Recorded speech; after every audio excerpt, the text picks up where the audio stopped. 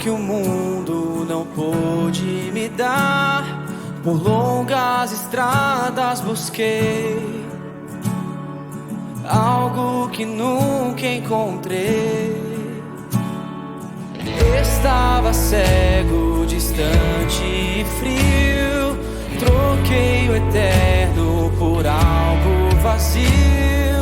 Mas mesmo longe eu pude escutar o teu coração me chamando a voltar.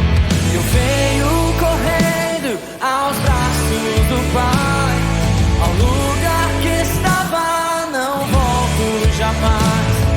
De braços abertos me chama a entrar.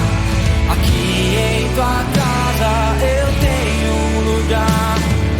Eu tive medo do que ia pensar, não esperava o que ia falar. Preparem a mesa, vamos festejar.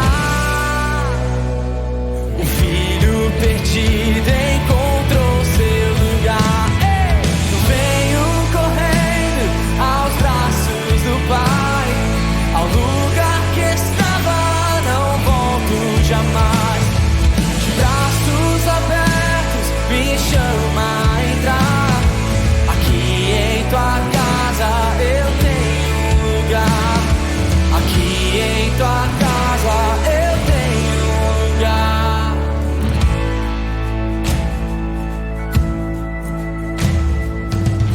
A paz de Cristo Jesus a todos e a todas que sempre nos assistem, né? Mais um podcast Bolsa de Mulher, e como sempre, né? A gente dá bom dia, boa tarde, boa noite. Não sabemos em que horário você poderá assistir esse podcast. Aqui fica também a nossa palavra de gratidão a você que está assistindo, a você que está curtindo, compartilhando e mais do que isso, dando aquele feedback abençoado de como, né, cada assunto tem chegado para a sua vida, e também quando compartilha com alguém, né, e a gente fica feliz em poder estar sendo uma bênção através dos assuntos que a gente traz aqui. E como sempre, né, gente, minha gratidão a Josi, a Carol, voltou, viu, gente? Tá aí.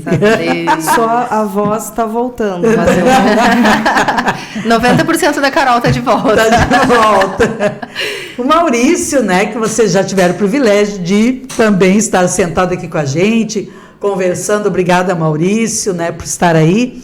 E hoje voltou à nossa mesa, né, a irmã Miriam Cruz, ela que coordena toda a parte da psicologia, dos atendimentos aqui na nossa igreja, né, e que tem sido uma bênção, não só para a igreja, mas para a nossa comunidade, né. E é claro, Miriam, trazendo aquele assunto, né, que às vezes a gente acha um pouco pesado, mas que tem que ser abordado, o nosso Setembro Amarelo chegou. E é um assunto assim que a gente tem que falar, porque às vezes a gente vê situações acontecerem e a gente não sabe como agir.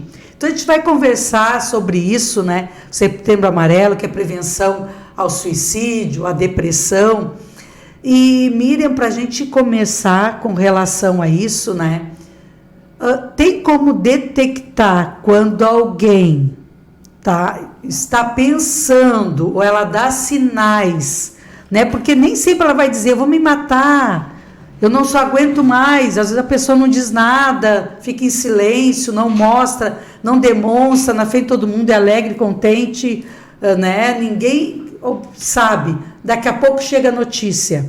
Tem como detectar a família, os amigos, tem como saber que isso pode estar prestes a acontecer? Bom, né, primeiramente, né, paz Senhor, né, boa noite, né, ou bom dia, ou boa tarde. Então, vamos falar, né, sobre esse tema que ele é muito delicado. Tem pessoas que realmente é muito difícil de detectar, e tem pessoas que, às vezes, acontece uma situação muito... palavra não é drástica, é quando, vamos dizer, né? Se uma pessoa tem uma perda de dinheiro de uma forma muito momentânea, às vezes há um pai de família que ficou desempregado e fica muito envergonhado, ou alguma situação que tenha culpa, né? Aí fica muito difícil realmente detectar. Tem pessoas que mantêm aquele... eu digo assim que é a persona, né? Mas é como aquele personagem que no meio dos outros está tudo bem, mas que em determinado momento se dá o isolamento, né? Então, assim, uma das características é o isolamento, quando a pessoa tende a se isolar, né? Ou querer ficar muito tempo sozinho, não querer a companhia de ninguém, né? Então, geralmente é uma marca de não sei se é um risco eminente, mas que está dando sinais que isso pode vir a acontecer, né? E daí a gente tem que ver para ver até que ponto está o risco de suicídio, né? A gente fala muito na questão dos pensamentos de morte, né?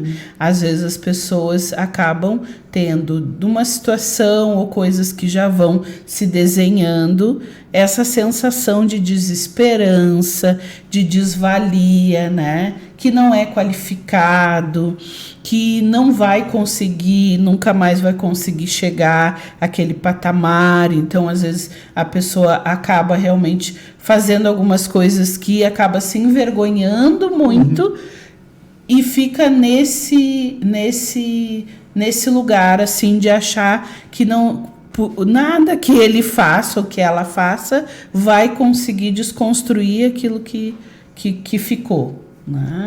Então, isso é uma das coisas que pode acontecer da questão de um risco muito eminente, assim, de a pessoa não falar nada para ninguém e, de repente, pode acontecer da pessoa cometer o suicídio. E tem situações também que a gente sabe, né? E situações, eu digo assim, até de conhecimento nosso, né? Amigos da família, que a filha estava indo no psicólogo, ela estava se tratando, inclusive estava sendo medicada, mas mesmo assim ela veio a cometer o suicídio, né? E ela deixa uma carta à família. E ali naquela carta, uma coisa que ela nunca disse para a família, nunca disse para ninguém, nem para os pais, de que ela se sentia menor do que os irmãos tinham conquistado muitas coisas, tinham conquistado família e ela não tinha conquistado nada. Que ela não tinha conseguido conquistar alguma coisa na vida dela, o casamento dela faliu, terminou, enfim, né? E mesmo, né, os pais sempre ali tentando ajudar de todas as formas, de todas as maneiras, ela acabou cometendo o suicídio. Como é que fica a questão da família e dos pais quando isso acontece? Né? Porque deve ser algo assim que vai ficar marcado para o resto da vida, né? Porque você chegar no ambiente e tu encontrar a tua filha naquela situação, aquele filho. Como é que se trata? O que é... Eu particularmente, naquele momento, não sabia nem o que dizer para eles. Né? Como é que a gente trata, como é que a gente pode ajudar os pais, os familiares, quando isso acontece? Realmente as pessoas que passam por isso, né? E teve situações que eu vivenciei de famílias que acabam vendo aquela cena, né? Que é muito violenta, né? É uma violência contra si mesmo e contra os familiares que vão estar ali. Mas é o acompanhamento em saúde mental, né? Essa é uma forma. E também acho que tem isto, né? Quando a gente passa a acolher as pessoas, a gente escuta. Não tem que dar solução, ou motivo, ou palavras de dizer aonde está, onde não está, para onde foi, para onde é que deixou de ir, porque foi uma decisão daquela pessoa, né? Não foi uma decisão dos pais, porque eles deram, né, alguns aparatos para o acompanhamento. Só que naquele momento algo foi mais forte, né, que a gente diz a pulsão de morte, a pulsão de vida, e não teve como. E essa pessoa não suportou a carga realmente de tentar viver, né? Ou de tentar, que a gente sempre diz assim, que dia a dia a gente tenta se reinventar, né? O plano A não dá certo, a gente vai para o B, a gente vai para o C, e essa pessoa achou que não tinha mais nenhuma possibilidade dentro da vida, né? Sim, esse é um ponto bem interessante, né? Porque imagina a culpa que os pais devem se sentir, né? Os pais sempre vão se sentir culpados e achando que falharam em algum momento. E como os amigos, né, a igreja, as pessoas ao redor vão querer ajudar, e às vezes nessa tentativa de ajudar podem atrapalhar, né? Então, às vezes a gente quer ali consolar, quer de repente achar uma razão, alguma coisa, às vezes a melhor coisa é tu dar um abraço, servir ali de escuta, né? E às vezes nem adianta ficar ali, não, mas vamos seguir em frente. A pessoa não está pensando agora em seguir em frente, ela está enlutada, né? Sim. E até também ficar meio que de olho com essas pessoas ali da família. Sim. Porque daí vem o período de luto, daí se tu vê também, né? Se de repente o luto não está passando, né? Até depois ter um acompanhamento com a família, porque Sim. é um trauma. Porque não naquele momento, acho que tem casos bem específicos, assim, que não sei se tem uma explicação naquele momento, e não tem o que se dizer, né? A gente sabe, assim, que principalmente os adolescentes, eles têm apresentado muito a questão do risco de suicídio, até pela questão, né, do ciberbullying, do bullying, né? Às vezes de imagens que possa, né, circular na internet que são deles, né? E eles não conseguem daí contar para os pais, vem esse sentimento de culpa, né? De que talvez sejam rejeitados pelos colegas. Então a gente sabe que entre os adolescentes se tem um risco aí, né? Entre mulheres, a gente fala assim que as mulheres tendem mais a cometer o que a gente diz que é o para-suicídio, que não é aquele suicídio que geralmente é os homens que fazem isso, ou com arma de fogo, ou então, né, com tentativa de enforcamento. As mulheres geralmente é o para-suicídio, é aquelas que tomam a medicação ou uma medicação para dormir e daí realmente querem cometer o suicídio, ou aquelas que querem se anular por um período para não pensar nos problemas, porque naquele momento elas não têm estratégias e uma capacidade psíquica para enfrentar aqueles problemas que elas estão passando, né? Até acho que estava assistindo um podcast de vocês do Agosto Lilás, né? E estava também pensando sobre isso, assim, né? Que às vezes as mulheres que passam por uma situação de violência muito tempo, né? E uma violência constante também pode-se ter um risco, né? Porque vivem num contexto já de violência. Então, assim, né? Acho que isso é muito importante, assim. A gente entender que a gente tem momentos que quando a gente vai medir o suicídio, a gente mede por escalas de gravidade. E quando a gente diz que a pessoa fez a carta e deixou uma carta, que alguém encontrou uma carta, que a pessoa disse que vai fazer isso, né, outro dia ou vai fazer no mesmo dia, é o risco total, vamos dizer assim, é o risco em grau vermelho. Então, o risco de suicídio, ele tem uma escala que nem lá se tem uma escala, né, da urgência e emergência, que geralmente começa pelos pensamentos de morte. Depois que passa os pensamentos, a pessoa começa a verbalizar para as pessoas que vai cometer suicídio, e até que chega o estágio que a pessoa faz os planos. E depois que faz os planos, ela deixa uma carta de despedida. Então, a gente sabe que tem uma escala de gravidade. Mas também nós temos os parasuicídios, que são geralmente mulheres, né? Alguns homens fazem isso, mas é mais comum em mulheres, né? Tomar uma medicação para cometer suicídio, ou então para se anular por um tempo.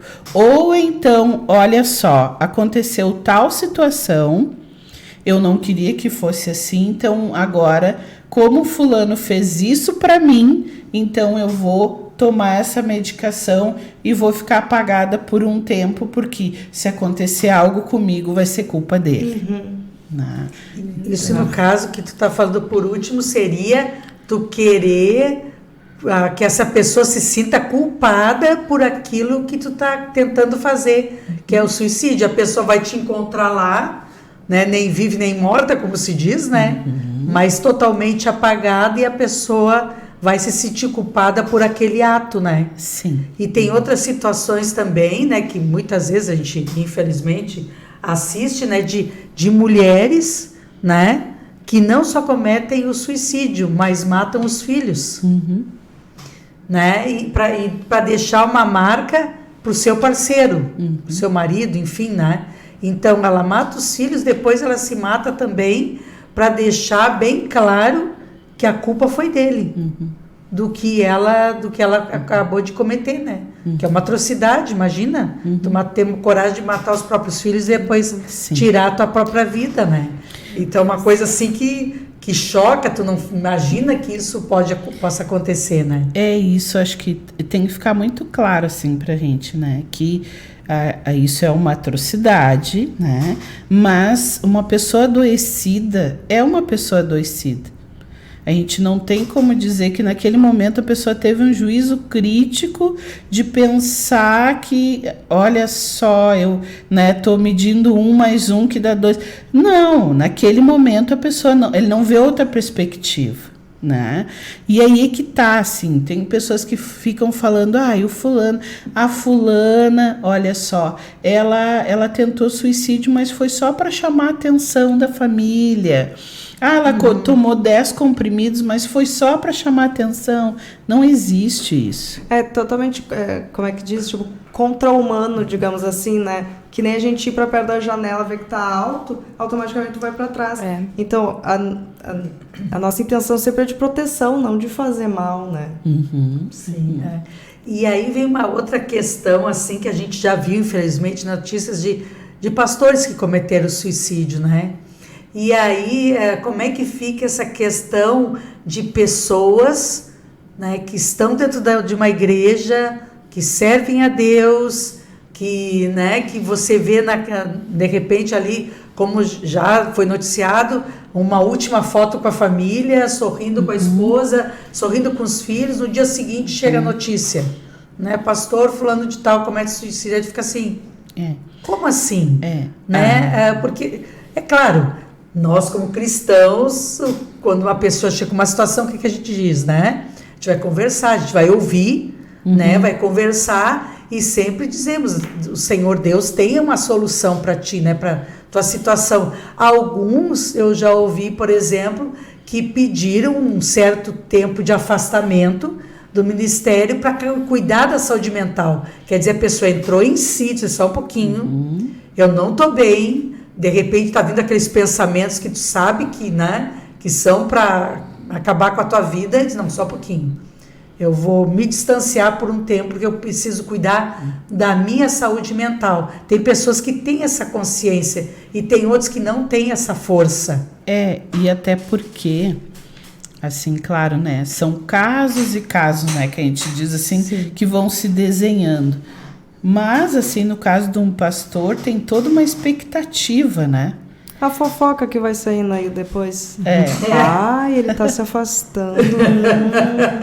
Saúde mental, Mas, assim, mas o que a pessoa sempre espera, né? Que o outro tem várias pessoas olhando para ele. Sim. Então, tem toda uma expectativa dele ter que ser uma pessoa muito coerente, né? Muito equilibrada. Sempre forte, não pode chorar, tem que saber quando vai rir, né? Não pode sentir raiva. Atende o WhatsApp de segunda a segunda, da meia-noite. Sim, né? Que nem um psicólogo. Uma hora a gente também tem que parar para se tratar. Né? Então, tem toda uma expectativa em cima desse cargo que é, né, o pastor. Então, isso também conta um pouco, às vezes, da história dele, né? Porque se ele já tinha lá desde a infância de tentar não decepcionar ninguém, a partir do momento que ele vê que ele não está dando conta, que há muitos problemas, muita expectativa em cima dele, ele pode vir a decepcionar as pessoas. Se ele se afastar, ele vai decepcionar as pessoas. Então ele leva até o último. Leva a última instância. Sim, porque daí, né, eu digo assim que é como se os problemas dos outros afogassem ele, né? Sim, e até porque, por exemplo, quando as pessoas vêm pedir aconselhamento, né, a Josi como liderança também sabe disso, né? As pessoas pensam que elas vão chegar ali e a gente tem solução para tudo, né? E às vezes vem com cargas pesadas, vem com situações muito complicadas, né? E elas ficam olhando para ti, tá, o que eu faço? Qual é a solução para o meu problema? Aí tu fica olhando para a pessoa, só um pouquinho, vamos conversar e vamos procurar uma solução nessa situação, mas nem sempre tu tem uma resposta na hora. Às vezes tu tem que dizer, não, só um pouquinho, vamos orar, vamos pensar melhor, enfim, e tem umas outras situações também que nem todo líder consegue, como é que eu vou dizer para ti, não colocar isso para dentro de si. Né? Às vezes leva para casa, absorve, e não dorme direito, e meu Deus, eu tenho que ajudar, o que eu faço? E já não dorme, já não come direito, e às vezes faz aqueles jejuns prolongados demais, isso vai afetando a tua mente, vai afetando o teu sono e a tua saúde física, e mentalmente isso aí vai te trazendo problemas bem graves, né? E afeta a família também. Sim. Acaba afetando a família. Eu acredito que nesse momento, quando ele vê que está afetando a família e não está dando conta, ele diz, não tem outra solução. Isso é triste de se falar, né? Porque quando chega uma notícia assim, entra um impacto, porque tu precisa só um pouquinho, mas é uma pessoa que exatamente é procurada para que isso seja evitado. Né? Só que ele é um ser humano, né? Não podemos esquecer disso. E todo mundo disso. Que escuta, uma hora também precisa ser escutado. Né? Quem trabalha com pessoas sabe, né, Josi? Que uma hora tu também precisa ser escutada. Então as coisas, porque senão as coisas só vão se acumulando assim, né? E daí as pessoas acham que a gente tem que estar plena, que o pastor tem que estar pleno, que no serviço eu não posso adoecer, que eu tenho que estar sempre bem. E isto são coisas, fatores que vão indo, vão se acumulando e vai vindo risco, né, de até chegar um momento que diz, bom, então agora a partir daqui não tem mais como suportar. E eu vejo muito assim isso em mulheres quando elas, agora eu vou apagar, né, vou ficar offline. Sim. Mas é porque daí deixa chegar no ponto extremo, né? Sim. E era isso que eu queria te perguntar, assim, qual é o momento, não sei se existe um momento certo, mas assim, quando que a pessoa deve se atentar de que, não, agora é a hora que eu estou precisando de fato de uma ajuda externa, porque principalmente mulheres, né, a gente tem a tendência de tentar resolver sozinhas, né, homem também tem dificuldade, principalmente na área da saúde, de pedir ajuda, de reconhecer, né, isso que a irmã Felícia falou, de olhar, não, eu vou ter que dar um tempo, eu vou ter que desligar de alguma coisa, porque está indo longe demais, mas talvez tem pessoas que não saibam qual é este momento e pensam, não, eu vou conseguir, é só uma fase, vai passar, é só uma tristeza momentânea, daqui a pouco eu vou me alegrar, pode ser hormonal, pode ser fase, enfim. Qual é o momento, talvez tenha alguém que está nos ouvindo, que identificou alguém dentro de casa, assim, que está, como tu falou lá no começo, está um pouco mais isolado, um pouco mais quieto, né, percebeu que a pessoa está diferente. Qual é o momento certo de entender? Agora eu estou precisando de ajuda. Tem algum conselho, alguma dica para a gente saber? Bom, a gente tem que ver o que a gente mensura, sim. Tem a questão do risco do suicídio, só que antes da gente pensar em suicídio, a gente pensa em depressão e graus de depressão, né? Então lá, né? Tristeza, mais de 2 semanas persistente, isolamento, irritabilidade, alteração no sono, né? Tem umas pessoas que ou começam, né? Ou dormem demais, ou dormem de menos, fica a noite toda acordada e depois durante o dia quer dormir, ou ao contrário, alteração no sono, alteração na alimentação. Então começa já a se desenhar uma depressão. Aí a partir dali as pessoas tendem a, eu digo assim, entrar mais no seu casulo, cada vez mais no seu casulo, e começa a ter pensamentos de não querer viver, que a gente diz que é os pensamentos de morte. E quando a pessoa chega lá no consultório para mim, né, e verbaliza que está tendo esses pensamentos, é porque eu sei que está pesado, que está grave, porque se a pessoa está tendo pensamentos, então eu tenho que pensar, como é que eu vou fazer? Tenho que chamar a família, eu tenho que ter cuidado, eu tenho que ver se tem medicações na casa, essa pessoa não pode ter longos períodos sozinha, ela tem que ficar mais em companhia de pessoas acolhedoras, né? Agora, eu tô vendo que o meu paciente aqui, ele tem um risco de suicídio, ou ele começou a falar em suicídio, não, então ele vai lá para casa daquele parente lá que é mais tóxico, que nem dizem, né? Sim. Não, né? A gente vai propiciar um ambiente mais agradável. Isso não quer dizer que seja permissivo, que se faça todas as vontades, né? Muito mais a questão do adolescente. Mas que a gente tem que pensar, sim, o que a gente vai fazer para trazer conforto. E às vezes a gente não vai solucionar naquele momento, mas a gente vai escutar, né? E propiciar um momento de escuta. E é por isso que a gente fala muito na psicoterapia. Psicoterapia, né? Dali não sai o que a pessoa está falando, e se tem muito aquele momento ali que tu pode dizer tudo e vai ficar ali, né? Então e não vai ser julgado, que não acho vai que ser o julgado. medo das pessoas também é como falar para um familiar, dizer, não, mas tu tá sendo exagerado, não é tão grande teu problema. E a gente quer medir de acordo com a nossa régua, né? O problema dos outros. É isso, não era para existir, né? As pessoas às vezes chegam e a gente escuta e tudo bem a pessoa falar isso, mas que as pessoas dizem, não, eu escutei o problema do fulano, mas eu vi que o meu não era tão grande assim. Não, o teu é grande porque é teu, e tu precisa resolver de alguma forma, de algum jeito, né? Então é teu e é tu que vai ter que ver para solucionar ele. Então também tem tudo isso. E assim como eu estava aqui pensando nessa questão, quando a coisa está ficando feia, enfim, e com a saúde mental a gente deveria fazer como a gente faz com a nossa saúde do corpo, né? Que é a prevenção. Eu vou no médico, eu vou lá, faço um check-up, faço um exame de sangue, porque a gente não quer esperar ter, nossa, fulana tentou se matar, agora vamos lá ver. Não, tenta antes, né? A gente tem uma consciência própria, se pode, né? Se consegue, assim, de não eu estou vendo que eu estou mudando, eu estou vendo que tem umas coisas meio estranhas aqui, não era assim, estou ficando assim, e buscar ajuda, ou quem está ao redor ser um incentivador, né? De não vamos esperar chegar numa depressão profunda, não vamos chegar no extremo, né? E olhando esses sinais, e muitas vezes não, porque às vezes a gente vê no outro e não vê os que estão perto, né? Daí vê, não, ela fez isso, não, mas foi sem querer. Eu conheço uma pessoa, uma mulher, inclusive, adulta, foi tomar uma medicação, não é cristã, foi tomar uma medicação com bebida alcoólica. Todo mundo sabe que essa combinação não vai dar certo. E daí tu achar que foi só né? Ela se ligou, foi sem querer. Isso pra mim, na hora, eu falei, gente, é uma pessoa adulta, ela sabe o que ela está fazendo. Medicação e álcool não combina. Isso é um sinal de que queria dar uma, apagada, talvez, assim, não.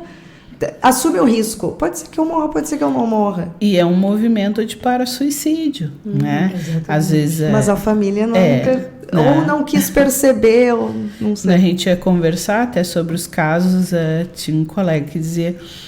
Tá, mas ele disse que quer se matar, mas ele tá tomando os remédios, né, que ele precisava, cardíaco, diabetes. Não, também interrompeu a medicação. Então, às vezes, até nisto, é um momento da gente observar. Sim. Olha, o fulano tinha que tomar a medicação para isto, a fulana, e de repente interrompeu as medicações. Não está tomando, então já é um movimento de para-suicídio. Né? Exatamente. Em que momento, talvez não seja de uma forma tão brusca, tão violenta, mas que está procurando a morte em algum contexto. Sim. Né? E a questão, a gente até fala de adolescentes, né? Dos pais, quando verem situações dos filhos, não dizer que é bobagem. Para com essa besteira, para com essa bobagem. Porque na minha época... na minha época não era assim. Na minha época a gente levantava e ia, né? Ai, que bobagem, tu tem que comer, tem que vestir, tu tem casa, tem pai, tem mãe, começa a dar uma lista de tudo que a pessoa tem e a pessoa se sente como... Daqui a pouco ela trava, se fecha, porque toda vez que ela abre a boca diz que é bobagem, que a pessoa é uma besteira, e eu acho que aí pode acontecer também essa questão de isolamento. Aí a pessoa vai se isolando, diz, eu não vou falar nada, eu vou ficar quieto, porque toda vez que eu falo, eu sou ignorado, porque para mim isso é ignorar, né? E é como a gente estava dizendo, eu não posso medir a minha situação com a situação da Miriam, com a situação da Josi, do Maurício, da Carol, que cada pessoa recebe uma situação de uma maneira diferente. Sim. Tem pessoas que passam por situações terríveis, mas levanta a cabeça e vão embora. Sacode a estrutura é diferente, né? Tem outras pessoas que não, por situação que tu pode é para ti, como você me diz, é menor, e diz, mas como assim? Mas não é tão grave, não é grave para mim, né? Mas é grave para ela. Então, acho que a gente tem que ter esse olhar também, né? De entender que o problema do outro é ele que está carregando. E ele sabe o quanto isso é pesado para ele, né? E acho que uma coisa assim, né? Você pode talvez ser chocante, né? Que as pessoas às vezes falam, né? Fulano tá passando tal... Vai orar, né? Para os adolescentes. Vai orar, né? Mas... O problema não é que a gente não deve orar, a gente deve orar. O problema é que quando a pessoa fala assim, o que o outro interpreta é que está anulando essa pessoa. Tu está anulando aquele ser que está ali, porque tu não quer ouvir a queixa dele. Esse é que é o problema. O problema não é ir orar, né? O problema é que tu está dizendo, eu não quero te escutar, né? Sim. E todos precisamos ser escutados em algum contexto, né? Ou às vezes é questão de saúde mental, às vezes é outra questão de saúde, às vezes é uma questão familiar, né? Que a gente vive diferentes momentos, né, do nosso desenvolvimento. Sim. E a gente precisa ser escutado. E às vezes vai empurrando com a barriga, como se diz, né? Vai empurrando para ver onde é que tem, onde vai. Só que uma hora tu vai esticando a corda, vai, uma hora que arrebenta, né? Não, e é por isso, às vezes, essa falta da equiparação da saúde mental com a do corpo. Ninguém chega para alguém que está infartando e diz, vai orar. Sim. Tu vai levar aquela pessoa com urgência para o hospital, ela está infartando. Orando, mas vai levar. Tu vai orando. Vai orando, vai levando. Entendeu? Tu vai no carro ali orando, levando para o hospital. Então, às vezes, é essa dificuldade de entendimento. Então, gente, assim, ó, você que, né, está assistindo esse podcast, né, como é que você vê essa questão? Você conhece alguém que já tentou suicídio ou tem uma das características que a irmã Miriam colocou aqui? Você já viveu uma situação como essa? Né? Então fica aqui o nosso alerta. Seja ouvinte, porque eu sempre digo, Deus nos deu 2 ouvidos e uma boca, né? E nós que servimos a Deus, eu sempre digo, precisamos ter sabedoria nessa hora, né? É aquele momento de abraçar, é aquele momento de ouvir, né? Muitas vezes as pessoas não têm no seu meio ou procuram alguém para quem confidenciar, muitas vezes, um sentimento como esse, né? Então fica a nossa dica aqui para você continuar curtindo, compartilhando, né? E dando os feedbacks para nós também, né? Porque isso alegra bastante o nosso coração, saber que, né, tudo que tem sido falado aqui tem servido de alguma forma para nós e para vocês também. E é claro, dando aquelas dicas, né, gurias? O pessoal sempre dando dicas, Miriam, né, de assuntos para a gente trazer aqui no nosso podcast. Muitas sugestões. Isso, mande as sugestões. Tá bom, gente? Então, que Deus abençoe e até o próximo podcast, se Deus quiser.